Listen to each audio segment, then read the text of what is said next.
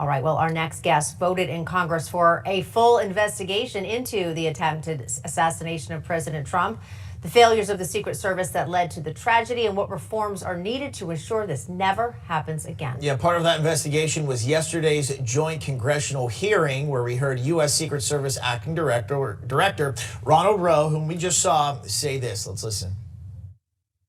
One of my first actions as acting director was traveling to the Butler Farm Show site to better understand how our protection failed. I went to the roof of the AGR building where the assailant fired shots, and I laid in a prone position to evaluate his line of sight. What I saw made me ashamed. As a career law enforcement officer and a 25-year veteran with the Secret Service, I cannot defend why that roof was not better secured. Wow. Although Secret Service Acting Director, we just saw again, Rowe admitted to being ashamed.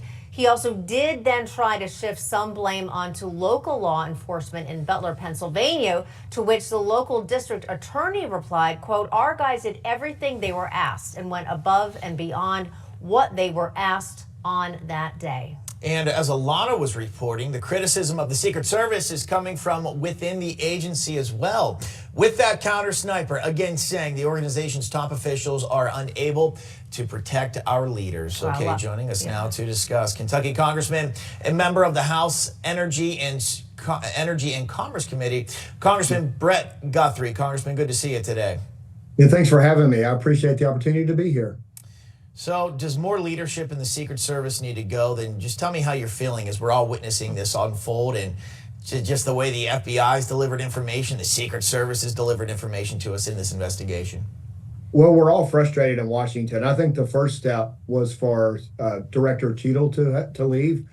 I mean, 9 days into the investigation, she showed up before Congress and couldn't answer simple questions. And I had said, I understand they're trying to learn a lot and they're trying to study. If you really believe they're doing what Acting Director Rowe said, he went to the site and laid on the roof and looked. You know, I said if she would just show that she's ashamed, as he said, that she was concerned, but she just seemed to want to deflect. And so I think that I didn't see the entire hearing yesterday. Of course, the House is home in our district's working. That was a Senate hearing yesterday. But the highlights that I saw, I'm glad that he seems to want to take ownership and want to take charge of it. And you've seen with what the rank and file members of the Secret Service has said it, and you hear President Trump's language. He says, the agents that I work with are outstanding people, but they've been failed by their leadership. And I think this is an example, and we have to get to the bottom of it.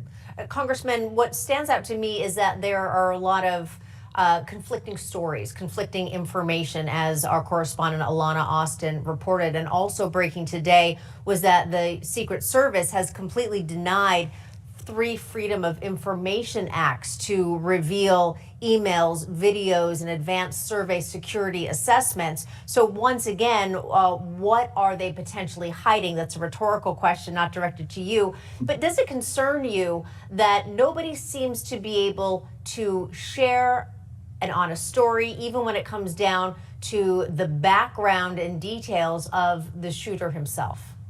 It is absolutely concerning to me. And in a couple of days, maybe even a day or two after the shooting, I saw some people on television when my good friend and colleague, Jamie Comer, was calling for hearings. Well, all Congress shouldn't get involved in this. That it's the FBI's job to investigate their secret services. Don't make it political.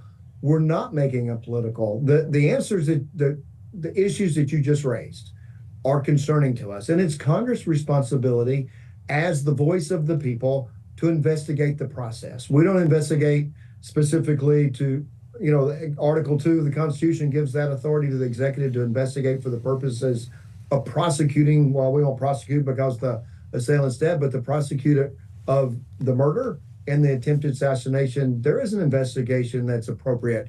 But Congress has to look into the process. And we have Mike Kelly, going to be a leader of a commission that Speaker Johnson has put into place and with subpoena power.